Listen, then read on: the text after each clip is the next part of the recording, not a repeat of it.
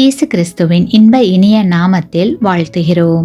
இன்றைய வேத வசனம்: கர்த்தருக்காக பொறுமையுடன் காத்திருந்தேன், அவர் என்னிடமாய் சாய்ந்து என் கூப்பிடுதலை கேட்டார்.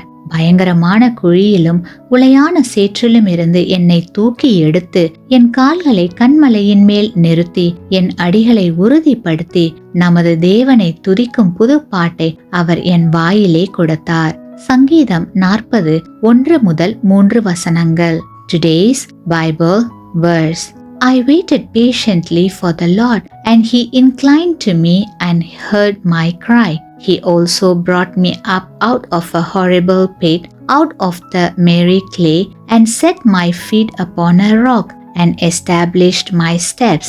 He has put a new song in my mouth, praise to our God. Psalms 40:1-3. நாம் பேசும்போது தேவன் நம்மிடமாய் சாய்ந்து நாம் பேசுவதை கேட்பாராம். சாய்ந்து எனும் வார்த்தையானது நம் பேச்சை கேட்பதில் அவருக்கு இருக்கிற ஆர்வத்தை காட்டுகிறது. தீமை செய்ய உதவி வேண்டும் என்று தேவனிடம் வேண்டுதல் செய்ய முடியாது. ஆனால் நமக்குள் இருக்கிற தீமை நீங்க உதவி வேண்டும் என்று அவரிடம் மனம் திறந்து சொல்லலாம்.